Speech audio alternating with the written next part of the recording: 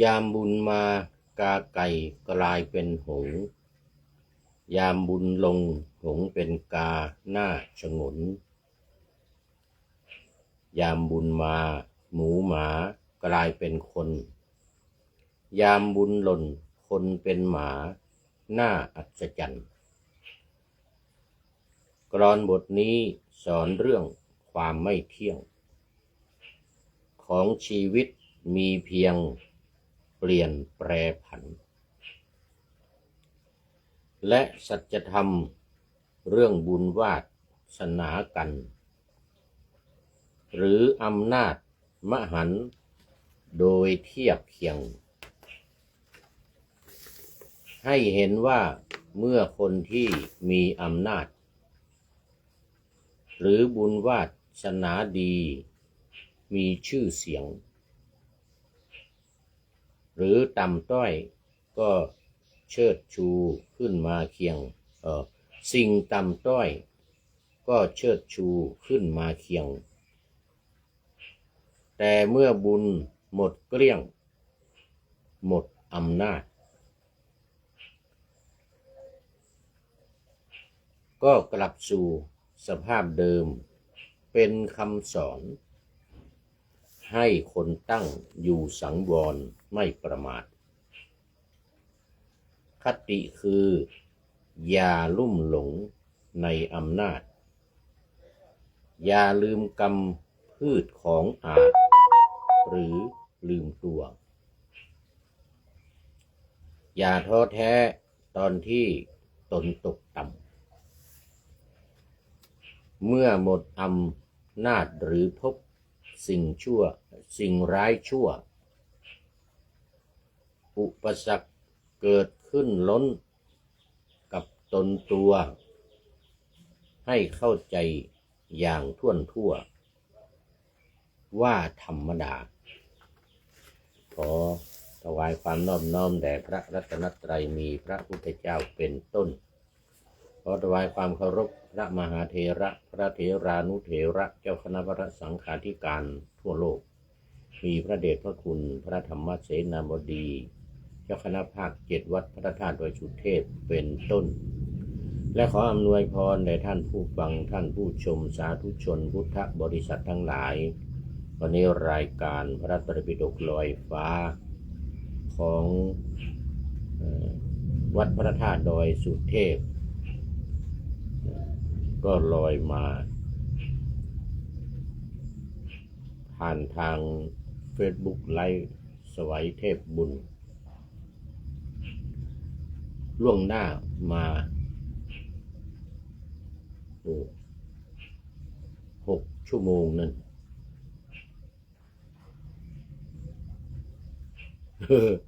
ล่วงหน้ามา6 ชั่วโมงวันนี้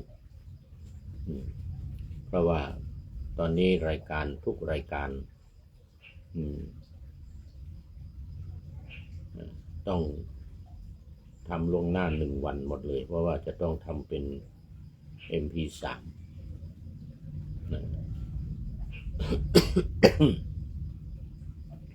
ท่านพระครูสมุวิสุวัตรวรกิจโจเจ้าวาดวัดฝายหิน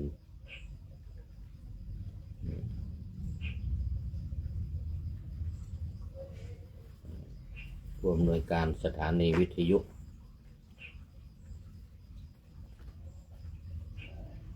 สสว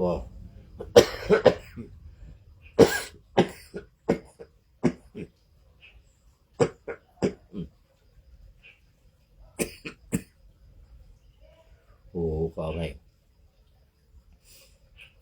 จะต้องทำเป็น MP3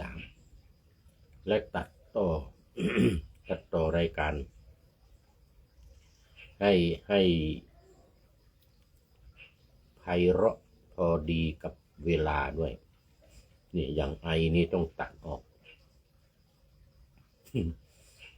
ท่านผู้ฟังทางวิทยุจะไม่ได้ยินเสียงไอนี่แฮมนี่ก็ไม่ได้ยิน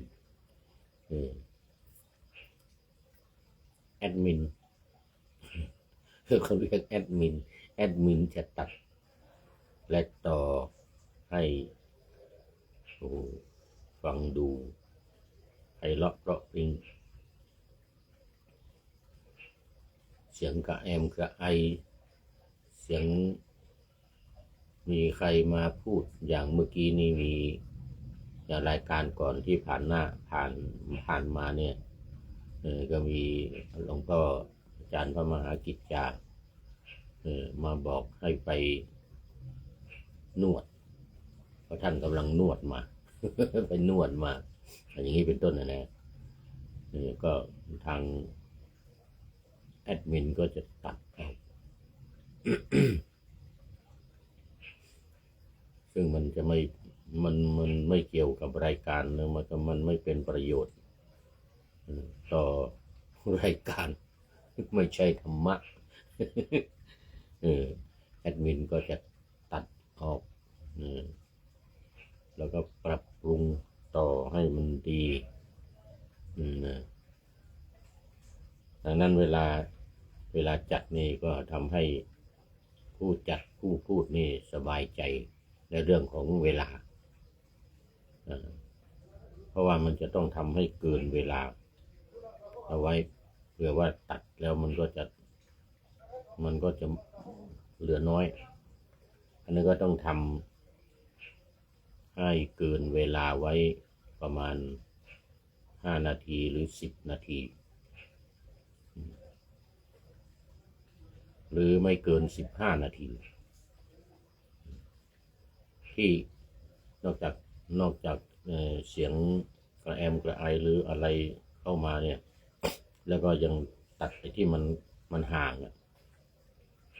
หรือบทประพันธ์ที่อ่านไปมันอ่านผิดและอ่านใหม่เงี้ยไอ้ที่อ่านผิดนั่นก็แอดมินก็จะตัดออกพอมาฟังมันจะไม่มีคลุกคลัก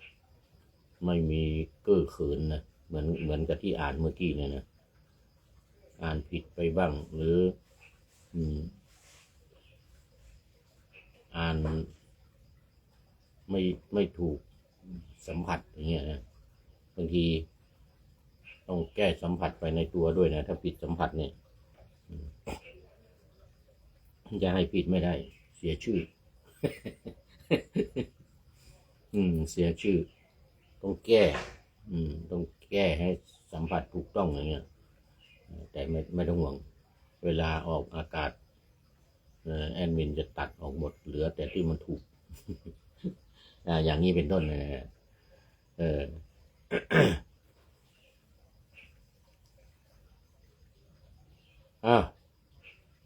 ก็ต้องเข้ามาสู่เนื้อหาสาระของรายการกันเลยวันนี้ไตรปิฎกลอยฟ้าของเรานี่ก็ยังอยู่ในเล่มเดิมคือเล่มที่25พระไตรปิฎกเล่มที่25อรรถกถาพระวินัยตติยสมันตปาสาธิกาหรือหนังสือสามนเล่มที่3ว่าด้วยการอธิบายศัพท์อธิบายความเขาเรียกว่าอรรถกถาเนี่ยหรือพจนานุกรมก็ได้ภาษาอังกฤษว่า dictionary อธิบายขยายความแก้คำผิดแก้ความสงสัย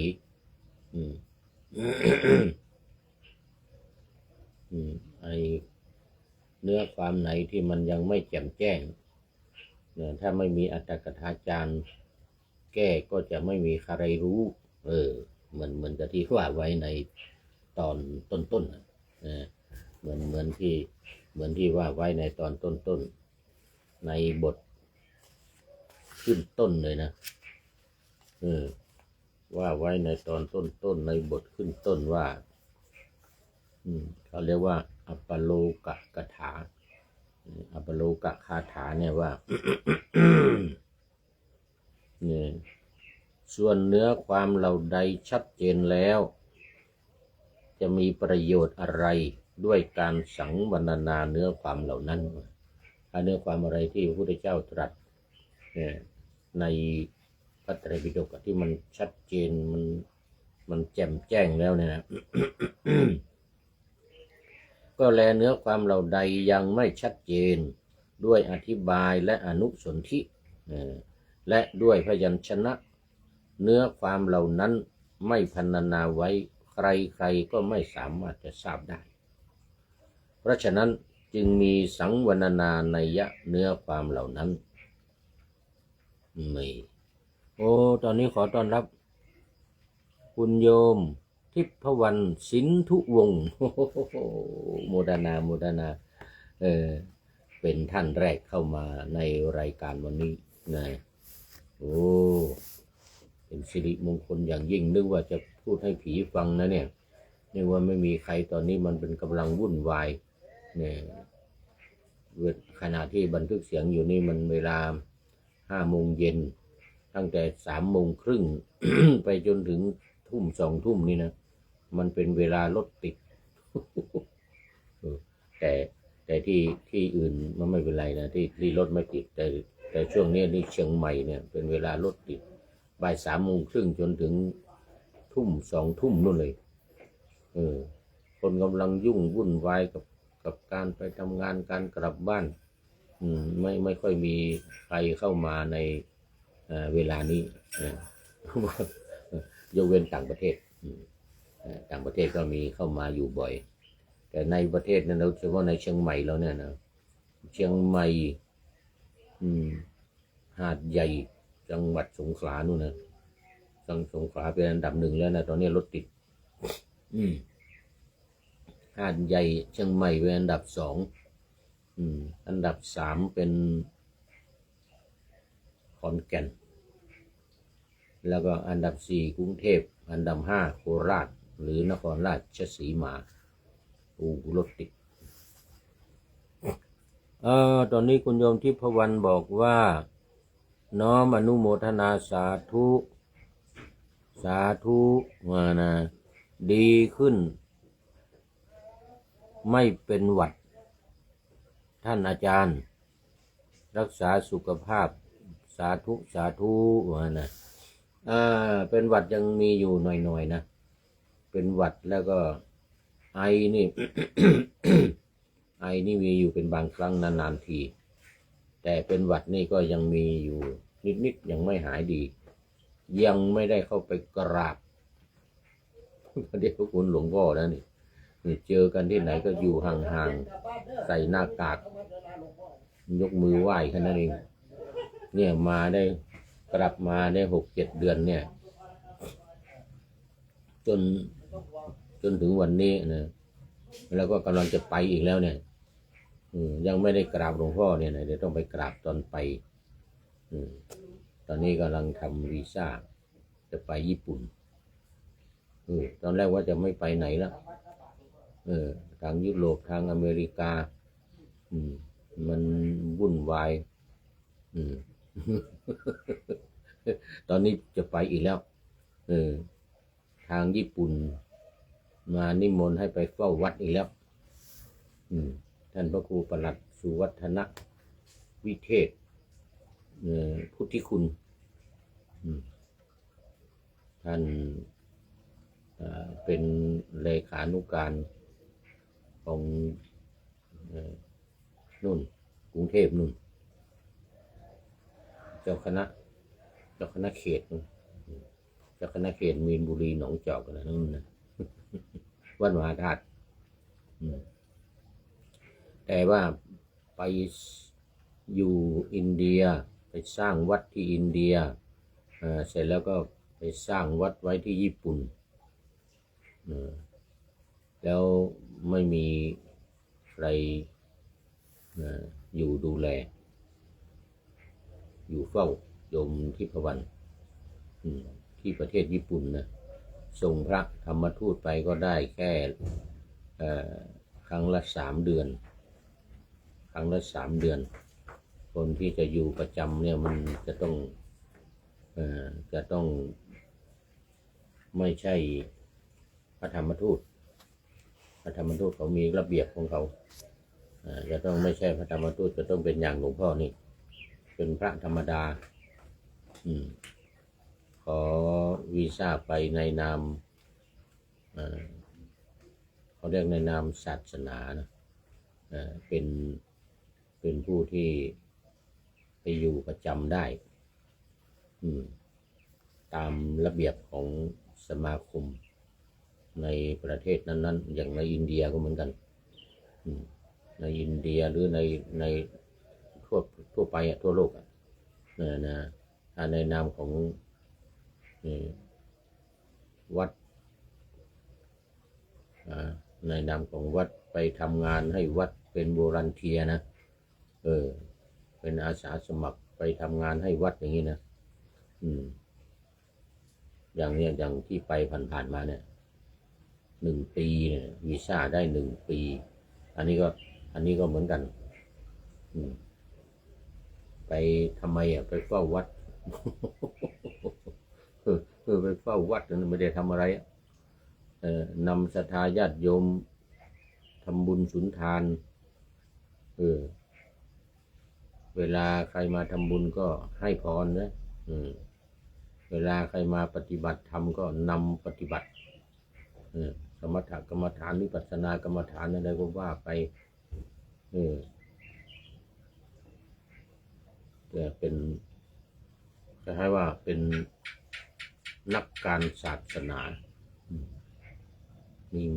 เขามีกฎหมายอย่างนั้นทั่วไปทั่วโลกเหมือนกับที่ไปมานี่นะทุกประเทศแต่ถ้าพระธรรมทูตนี่เขาจะมีขอบเขตจำกัดมีพาสปอร์ตสีน้ำเงินไม่เหมือนเรานี่พาสปอร์ตสีน้ำตาลกระจอกพาสปอร์ตกระจอกแต่อยู่ได้นานเลยได้นานกว่าสีน้ำตาลพาสปอร์ตสีน้ำตาลเดี๋ยวสีน้ำเงินพาสปอร์ตราชการนี่นะพระธรรมทูตนี่จะมีพาสปอร์ตราชการเขาก็มีกำหนดว่าให้อยู่แค่3 เดือนก็จะไปเรื่อยไปนะจะไปวัดประเทศอื่นอะไรอีกก็อยู่3 เดือนทำไมต้องขอวีซ่าถือพาสปอร์ตราชการถือพาสปอร์ตเขาเรียกว่าออฟฟิเชียลแล้วไอ้พาสปอร์ตเนี่ยนะ เอาไปได้ทุกประเทศเราไม่ต้องขอวีซ่าแต่ว่าอยู่ได้แค่3 เดือนเป็นกรณีพิเศษที่เป็นนักการศาสนาหรือว่าเป็นผู้ที่ไปเฝ้าวัดเฝ้าวาไปทำงานเป็นประจำอย่างนี้นะอย่างนี้ได้อย่างคราวนี้ก็ทำไป1 ปีเขาวีซ่าไป1 ปีหลังจากนั้นก็จะต่ออีกถ้าไม่ต่อก็กลับมาถ้าจะอยู่ต่อก็ต่อไปเรื่อยๆอันนี้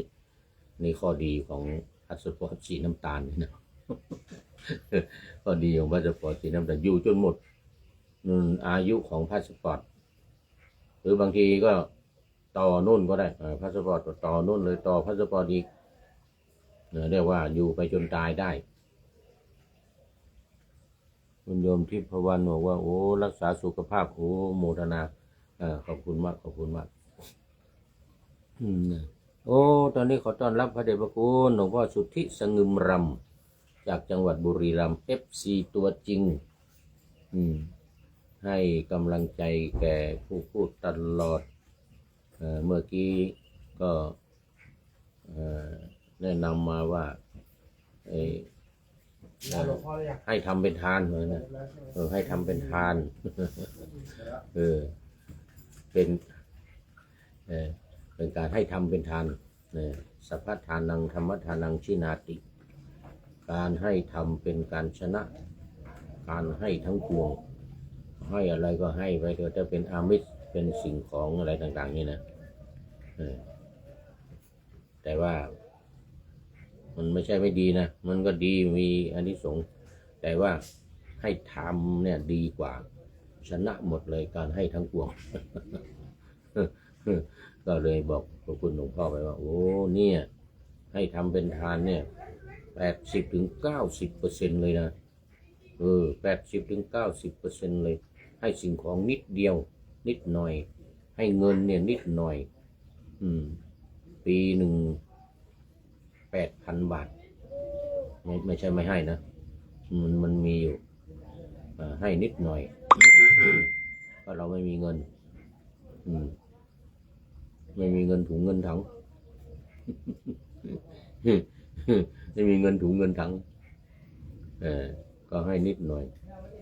1 ปีเนี่ยนะแค่ 8,000 บาททุกปีมานับดูปีที่แล้วมานับดูเนี่ยปีเนี้ยต้นปีเนี้ย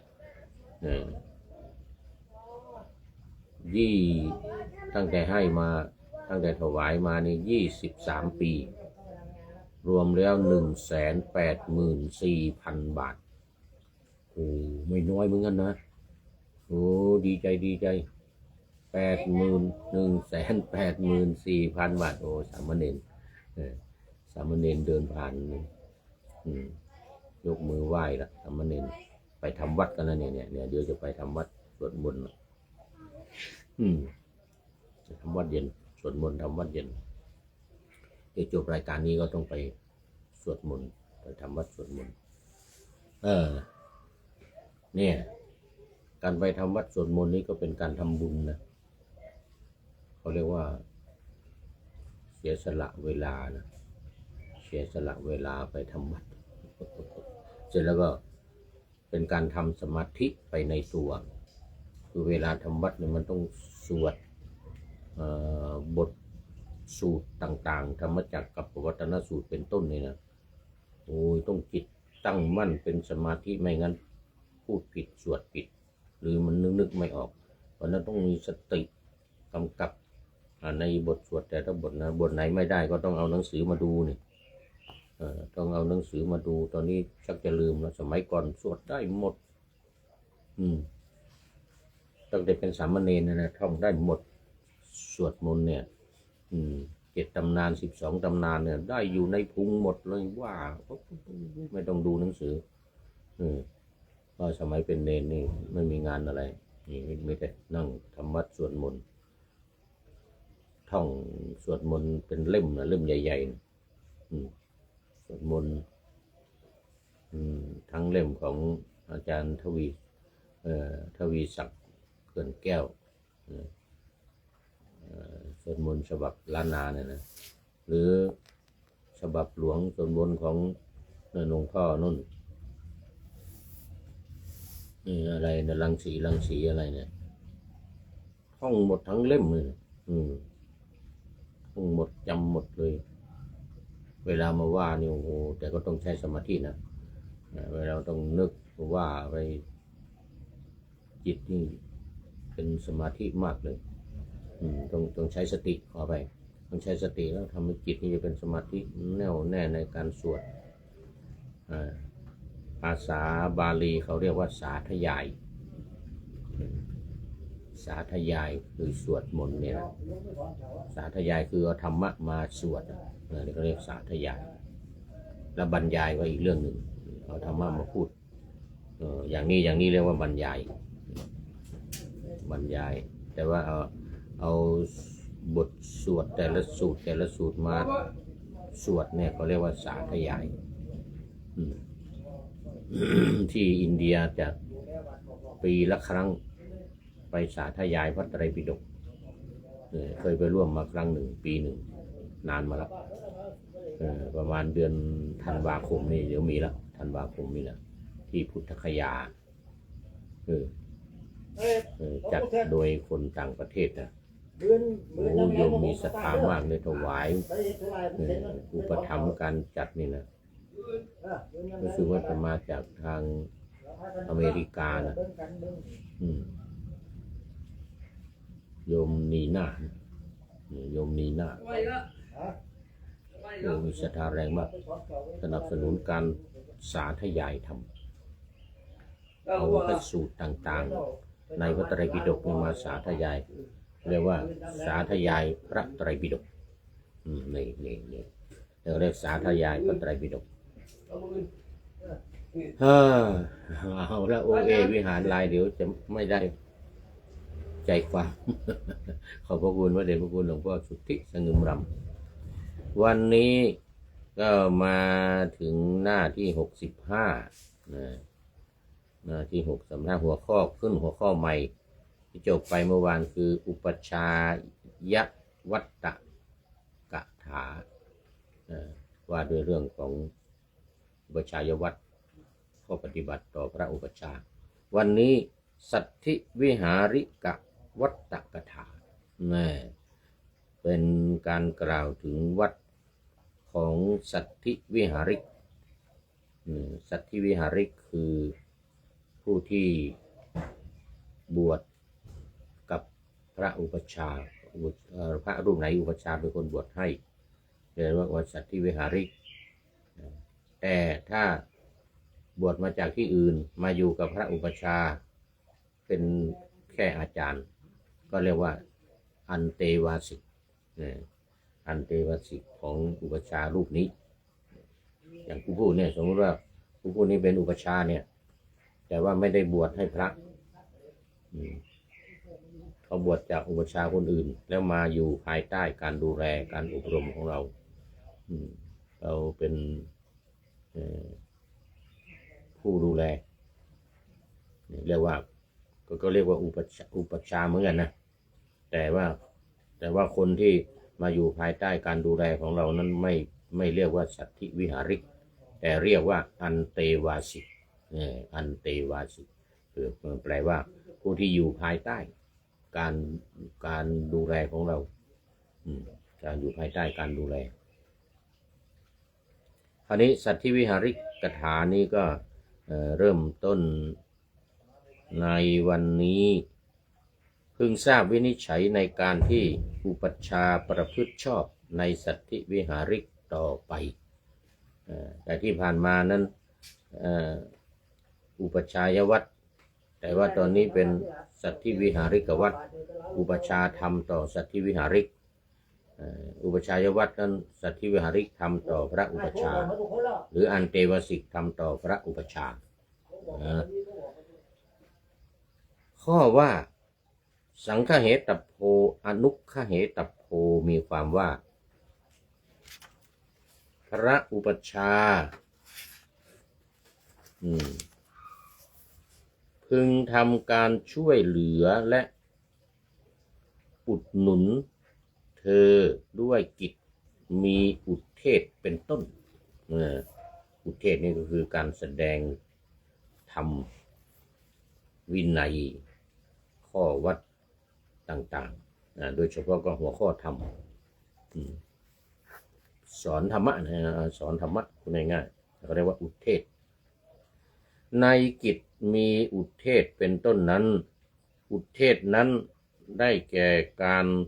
บอกบาลีเนี่ยบอกบาลีด้วยปริปุจฉานั้นได้แก่อธิบายความแห่งบาลีการอธิบายความเขาเรียกว่าปริปุจฉาตอนนี้ขอต้อนรับคุณครูยามันไม่เจอนานแล้วนี่ไม่ได้เข้ามานานแล้วนี่ครูยาแต่ว่าติดตามดูอยู่ดูโปรไฟล์ ดูโปรไฟล์ของครูยาอยู่วันก่อนเห็นยืนแอบแต่ครูยาแล้วนี่นะ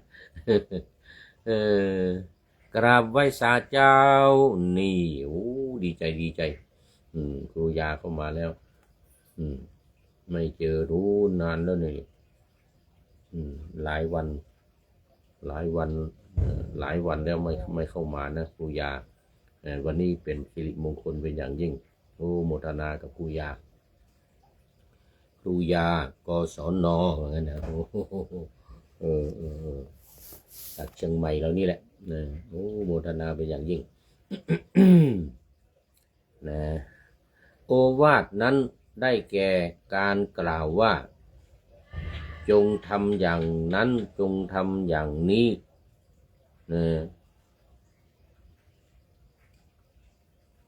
เขาเรียกโอวาทสั่งให้ทำนั่นทำนี่ที่มันดีนะมันถูกต้องนะ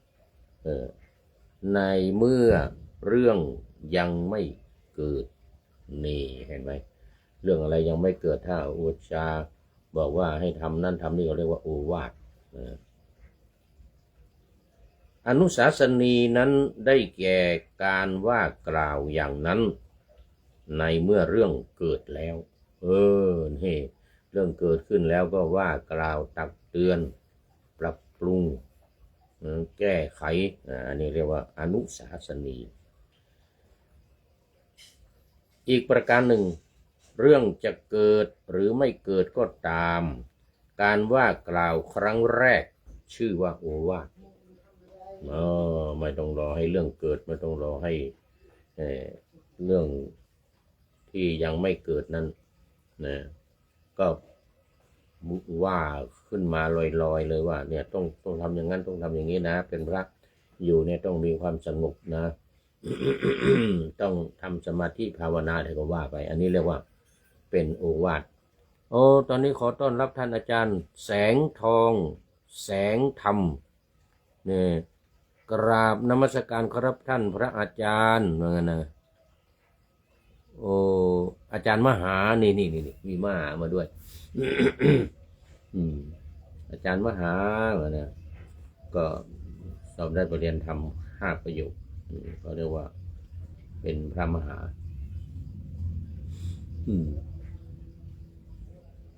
ปีนี้ตกอีกแล้วสอบประโยคผมเดี๋ยวไม่เป็นไรปีหน้าสอบใหม่จะไม่ได้สอบแล้วมึงนี่เดี๋ยวจะไป1 ปีจะไปญี่ปุ่นครับอาจารย์ตอนนี้กำลังทำวีซ่าไปญี่ปุ่นไปประเทศญี่ปุ่นไปเฝ้าวัดอีกแล้ว ไปเฝ้าวัดที่ประเทศญี่ปุ่นนะเดี๋ยวมาขอบคุณมากอนุสาสนีการว่ากล่าวพร่ำเพรื่อชื่ออนุสาสนีการว่าแบบพร่ำเพรื่อว่าบ่อยๆซ้ำๆย้ำๆเตือนบ่อยๆนี่เขาเรียกว่าอนุสาสนีนะข้อว่า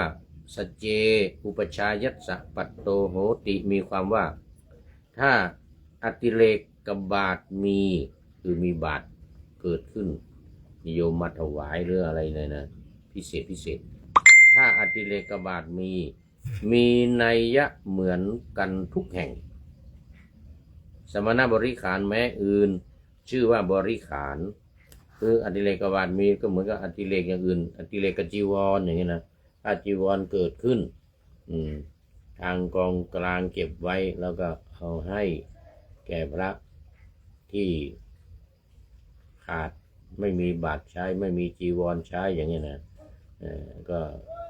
เขาเรียกว่ามันเป็นอติเรกเกิดขึ้นตัวเองมีบาตรอยู่แล้วแต่ว่ามีคนเอามาถวาย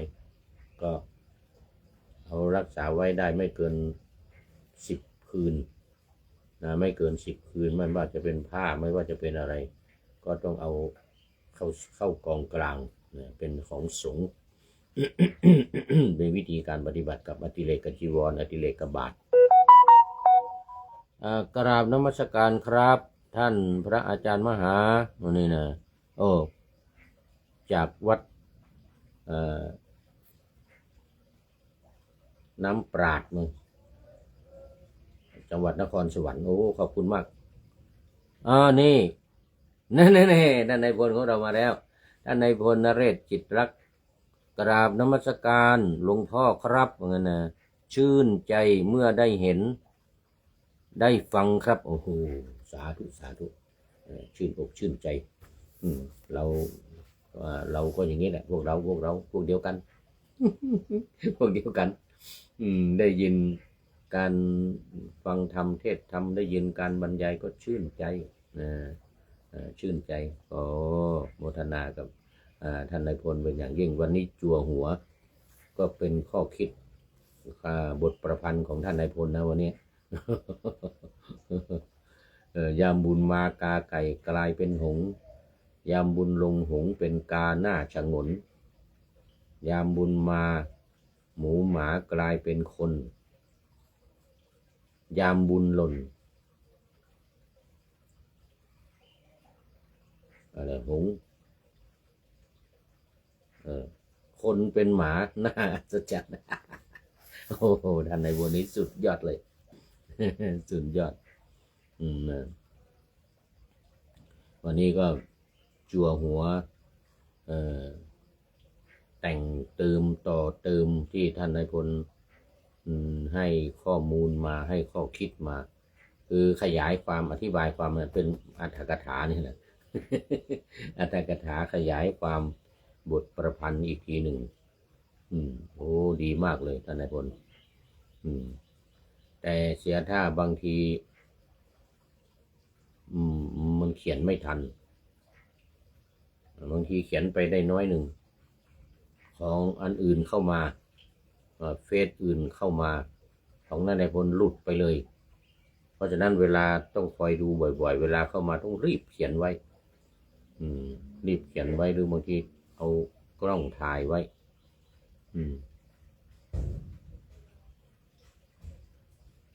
ตอนนี้ขอต้อนรับพระทวีศักดิ์ชุตินทโรคุณรู้สึกว่าจะเคยเข้ามาเหมือนกันนะนี่นะพระทวีศักดิ์ชุตินทโรหรือว่าใหม่เลยก็ไม่รู้นะโอ้ชุตินทโรรู้สึกว่าจะไม่เคยเห็น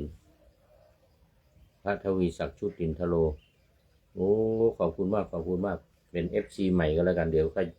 ดูโปรไฟล์เนี่ยเดี๋ยวให้ดูโปรไฟล์ขอบคุณมากครับผมเอามา มาต่อเดี๋ยววิหารลายเสียเวลาเดี๋ยวจะหมดเวลาอยู่แล้วนี่พูดถึงสัทธิวิหาริกกับวัดพระอุปัชฌาย์พึงท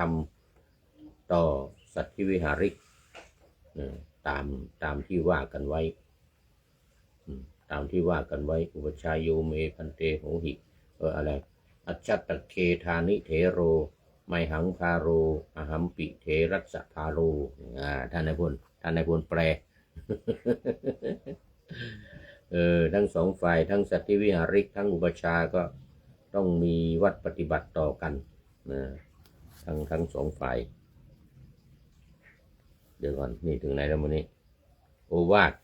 ชื่อว่าอนุสาสนีว่าบ่อยๆซ้ำๆว่าบ่อยๆเนี่ยพร่ำเพรื่อตั้มตักเตือนเรียกว่าอนุสาสนีเหมือนกันสรุปแล้วอนุสาสนีเนี่ยมีอยู่หลายประเภทนะมีอยู่หลายประเภทที่ว่าอนุสาสนีเนี่ยนะว่าอนุสาสนีนั้นได้แก่การกล่าวว่าอย่างนั้นในเรื่องที่เกิดขึ้นแล้วมีการกล่าวว่ามีการตักเตือนมีการนำมาตัดสินว่าจะต้องทำอย่างนั้นต้องทำอย่างนี้นะเรื่องนี้เกิดขึ้นแล้วนะจะต้องได้รับโทษบ้างอะไรบ้างก็ว่ากันไปอันนี้ว่าอนุสาสนีอีกประการหนึ่งเรื่องจะเกิดหรือไม่เกิดก็ตามการกล่าวการว่ากล่าวครั้งแรกชื่อว่าโอวาทว่ากล่าวครั้งแรกเลยและการว่ากล่าวพร่ำเพรื่อชื่อว่าอนุสาสนีนะเพราะว่าสัจเจอุปชายัสสะปัตโตโหติมีความว่าถ้าอติเลกบาทนี่ว่าไปแล้วเมื่อกี้นี้อติเลกบาทอติเลกจีวรความค้นคว้าหาอุบายซึ่งเกิดขึ้นโดยนัยยะอันชอบธรรมชื่อว่าความขวนขวายนี่มันมีศัพท์ว่าขวนขวายเนี่ยนะแปลว่าใช้ค้นหาอุบายหาวิธีการในการที่จะให้มันเป็นธรรมให้มันชอบธรรมให้มันดีว่างั้นนะอุบายในที่จะไม่ดีเป็นกุศโลบายชื่อว่าความขวนขวายในลัทธิในสัทธิวิหาริกวัดนี้คืออุปัชฌาย์ก็พยายามขวนขวายในการที่จะดูแลช่วยเหลืออุดหนุนสัทธิวิหาริกให้อยู่ดีมีสุขให้มีความสบายทั้งเรื่องอาหารการกินเรื่องการสอนธรรมวินัย เรื่องกิจวัตรอะไรต่างๆอุปชฌาย์จะต้องคอยอนุสาสนี คอยอนุสาสนีถัดจากนี้ไปวัดตั้งต้นแต่ให้ไม้สีฟันถึงที่สุดเติมน้ำในหม้อชำระอุปชฌาย์ควรทำแก่สัตธิวิหาริกเฉพาะผู้เป็นไข้นี่สัตธิวิหาริกทำให้ตลอดมาแต่ว่าในกรณีที่สัตธิวิหาริกเป็นไข้ไม่สบายทำไม่ได้อุปชฌาย์ต้องทำนะต้องเอาไม้สีฟันมาให้น้ำชำระในห้องน้ำเตรียมอะไรต่างๆที่น้ำล้างเท้าน้ำล้างหน้าอะไรต่างๆที่สัตธิวิหาริกอุปถัมภ์อุปถากอยู่ทุกวันเนี่ยแต่ถ้ากรณีสัตธิวิหาริกป่วยไข้ไม่สบายอาพาธขึ้นมาอุปชฌาย์ต้องทำนะ ต้องทำให้ทำคืนนี่ต้องทำคืนให้กรณีเป็นไข้อันหนึ่งกิจมีพาเที่ยวเพื่อระงับความกระสันเป็นต้นแม้สัตธิวิหาริกไม่เป็นไข้อุปชฌาย์ก็ควรทำแท้จะต้องพาไปชมนั่นชมนี่เพื่อลดละความกระสันสมมติว่าสัตธิวิหาริกต้องการจะลาสิกขาต้องการจะสึกละเอาละไม่อยากจะอยู่แล้วนี่เขาเรียกว่าจะหมุนไปทางผิดจะหมุนไปทางผิดเขาเรียกว่าวิปมิงสุเดี๋ยวขอต้อนรับอีกท่านหนึ่ง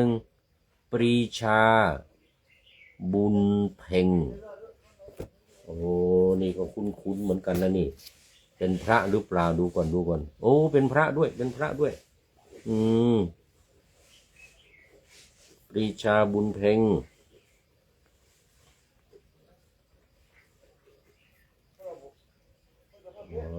คุ้นอยู่เหมือนกันเดี๋ยวต้องเขาดูโปรไฟล์คุ้นอยู่ปรีชาบุญเพ็งท่านอาจารย์สาธุครับผมขอบคุณมากวันนี้มี FC ใหม่ๆเข้ามาเยอะหลายท่านมาหลายท่านแล้วต้องขออภัยมันจะต้องดูโปรไฟล์อย่างท่านอาจารย์ทวีศักดิ์ชุตินทโลอย่างนี้จริงก็คุ้นเหมือนกันแต่ว่าต้องดูย้ำดูซ้ำอีกเราพูดถึงวัดของพระอุปัชฌาย์ที่ควรทำก็คือกรณีที่ลูกศิษย์หรือสัตธิวิหาริกมีความประสงค์ในการที่จะศึกจะลาสิกขาเนี่ยต้องพาไปเที่ยวไปชมโน่นชมนี่ให้คลายความต้องการที่อยากจะศึกนะอยากจะลาสิกขาเนี่ยนะพาเที่ยวชมระงับความกระสันของเธอมีตัวอย่าง ที่พระพุทธเจ้าทำมาแล้วนานแล้วสมัยเสด็จกลับไปที่นครกบิลพัสดุก็จะจำได้กันท่านนายพลจำได้ดีพระนันทะน้องชายต่างบรรดาของพระพุทธเจ้า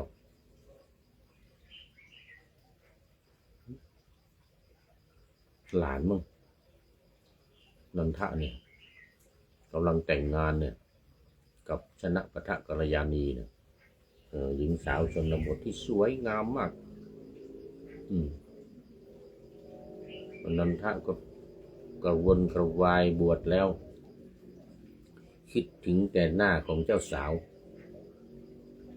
ก็แต่งงานกันยังไม่ได้เข้าห้องเข้าหออะไรสักอย่าง แต่งงานยังไม่ได้เข้าห้องเข้าหอพระพุทธเจ้าเอามาบวชนั่นเองก็นึกถึงจะหน้าเจ้าสาวดีก่อนตอนเดินออกมาเนี่ยตอนเดินตามเสด็จตามพระพุทธองค์นี่นะ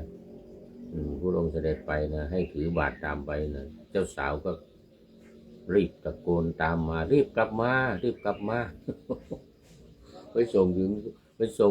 ถึงวัดแล้วก็รีบกลับมาว่างั้นนะเดี๋ยวคืนนี้จะได้เข้าห้องเข้า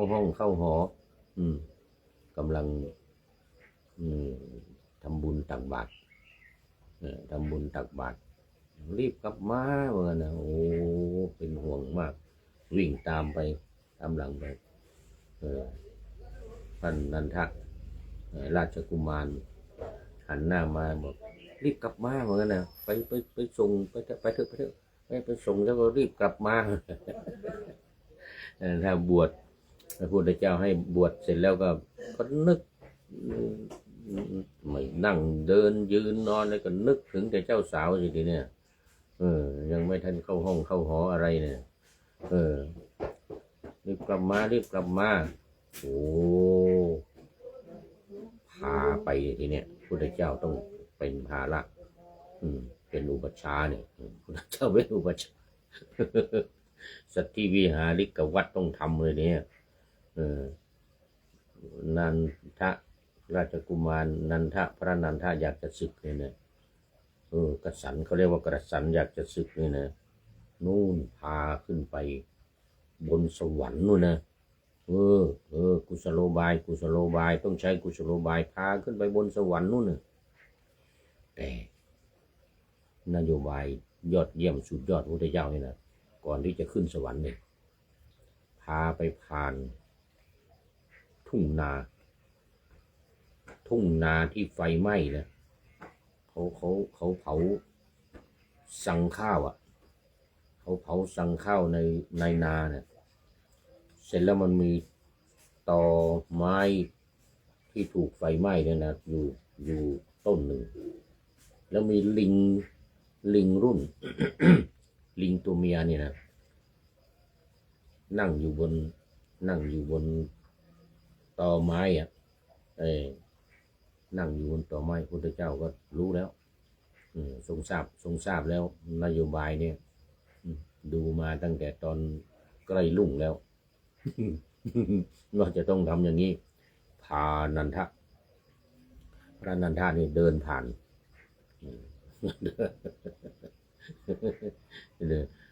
แก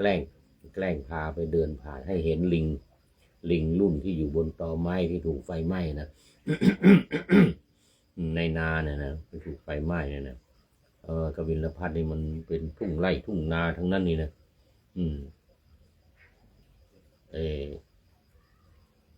พระเจ้าแผ่นดินจึงได้ชื่อว่ากษัตริย์เนี่ยเป็นหัวหน้าชาวนาคนทำนาเนี่ย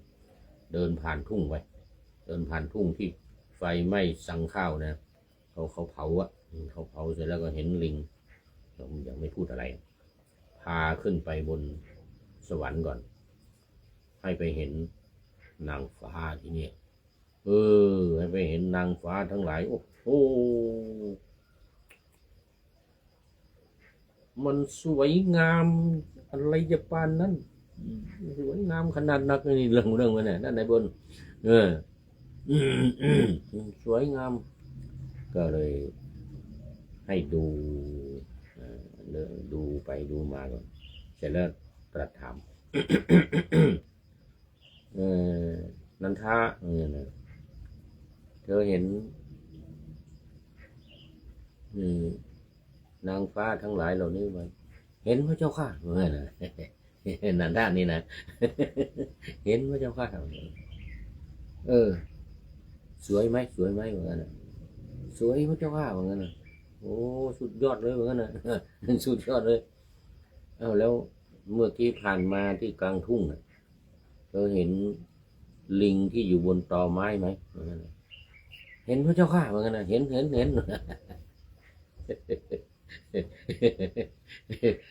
่านนันทะนี่นะเห็นแล้วเธอลองเปรียบเทียบกันดูสิระหว่างลิงรุ่นเนี่ยกับนางฟ้าเราเนี่ยอันไหนสวยกว่ากันเมื่อน่ะ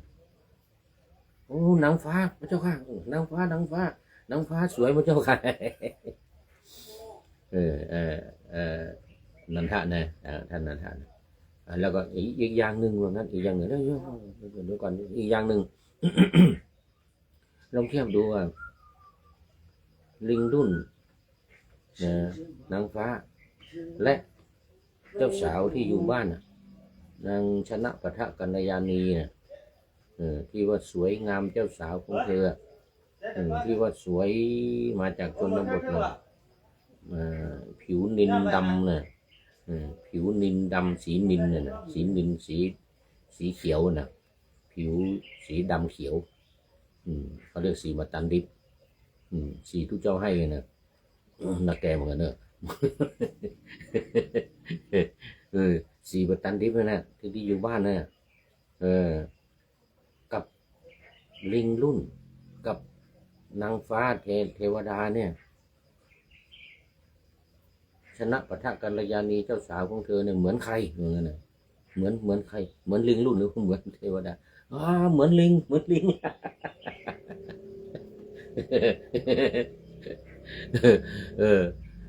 นันทาว่านะนันทาว่าเหมือนลิงพระเจ้าค่ะเหมือนลิงมันไม่เหมือนนางฟ้าเนี่ยนางฟ้านี่สวยกว่าอันไหนสวยกว่านางฟ้านี่สวยกว่าลิงสวยกว่าเจ้าสาวของข้าพระองค์ที่อยู่ที่บ้านชนะปะทะกัลยาณีน่ะนักสาวที่มาจากชนบทนะอันนี้สวยกว่าแล้วเธออยากได้อันไหนเธออยากได้เจ้าสาวนั้นหรือลิงรุ่นหรือว่านางฟ้าอยากได้นางฟ้าพระเจ้าข้าว่างั้นนะนันทะนะนันทะว่าอยากได้นางฟ้าพระเจ้าข้าถ้าอย่างนั้นไม่ยากตถาคตให้ได้เงินให้นางฟ้านี่มันต้องไปเอาลิงรุ่นนะเดี๋ยวเจ้าสาวที่ดำปีนะดำเขียวสีนินดำเขียวนะถึงแม้จะเป็นสีผู้เจ้าให้สีพระลงให้ หรือสีทางภาคเหนือเราเรียกสีมาตันดิบนะหน่วยพุทธาดิบท่านนายพลพุทธาดิบสีนินนางวิสาขาหรือใครก็สีนี้ทั้งนั้นสีพระร้องไห้เพราะเนี่ยนางฟ้าเนี่ยตถาคตให้ได้เหมือนกันนะอยากจะได้มาอยากได้พระเจ้าข้าอยากได้เหมือนกันไปกลับไปวัด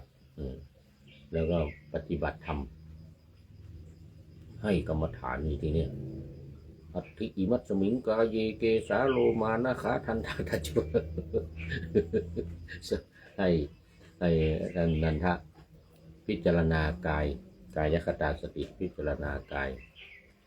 บรรลุเป็นพระอรหันต์นันทะนี่นะบรรลุเป็นพระอรหันต์ไม่เอาสักอย่างเลยทีนี้ทั้งชนะปะทะกัลยาณีทั้งลิงรุ่นทั้งนางฟ้าไม่เอาอะไรสักอย่างเลยเป็นพระอรหันต์อันนี้เป็นเรียกว่านโยบายพาเที่ยวเพื่อระงับความกสันเป็นต้นแม้สัตว์ที่วิหาริกไม่เป็นไข้อุปชาก็ควรทำแท้เอาละวันนี้ข้อว่าจีวรังรัชันเตนะมีความว่าเมื่อได้ฟังอุบายจากพระอุปชาว่าพึงย้อมอย่างนี้แล้วจึงย้อมคำที่เหลือพึงทราบตามนัยยะที่กล่าวแล้วนั้นก็อุปชาก็ให้โอวาทโอ้นี่ผ้านี่ต้องย้อมอย่างนี้นะต้องใช้อะไรเอาแก่นขนุน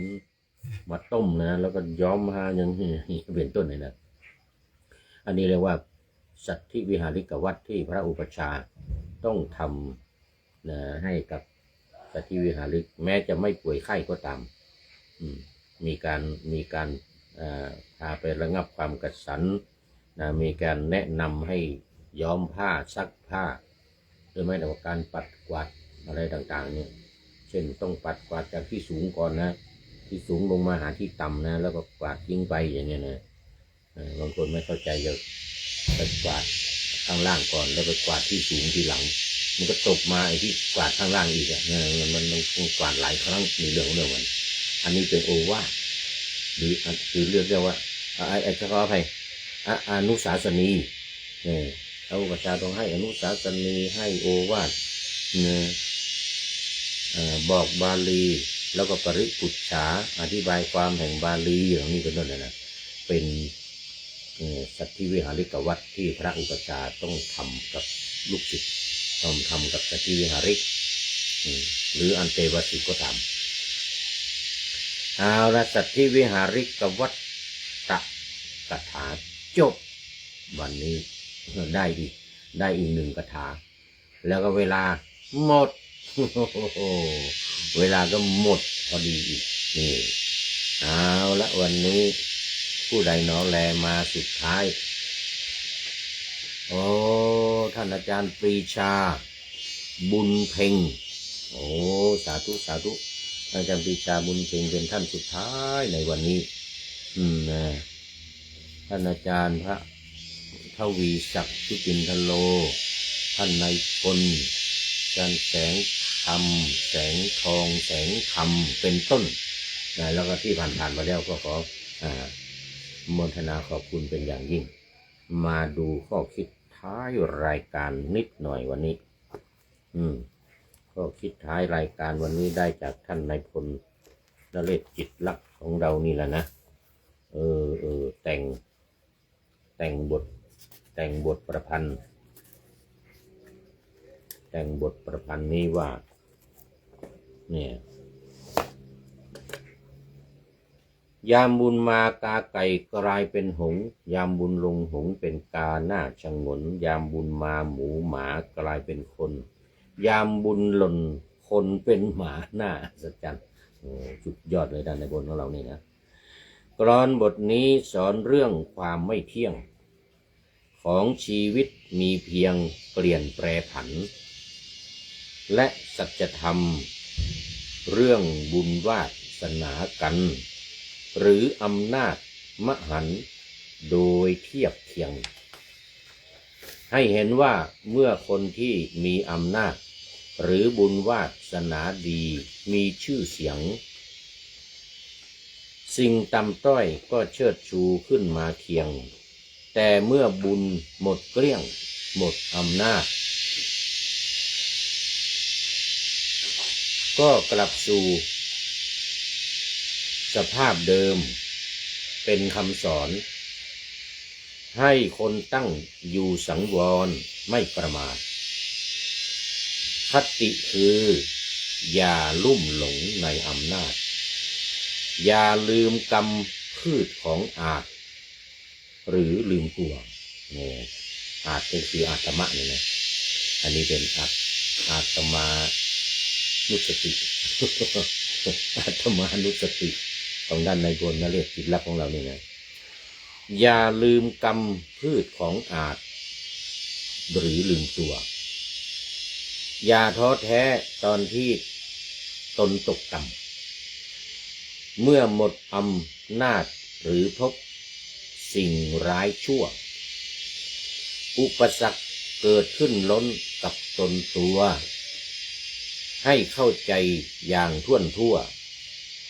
ว่าธรรมดาขอบคุณท่านนายพลนเรศจิตลักษณ์ที่ให้ข้อคิดให้ข้อมูลให้บทกลอนบทประพันธ์เป็นข้อคิดข้อมูลข้อคิดที่ดีมากในวันนี้เป็นอย่างยิ่ง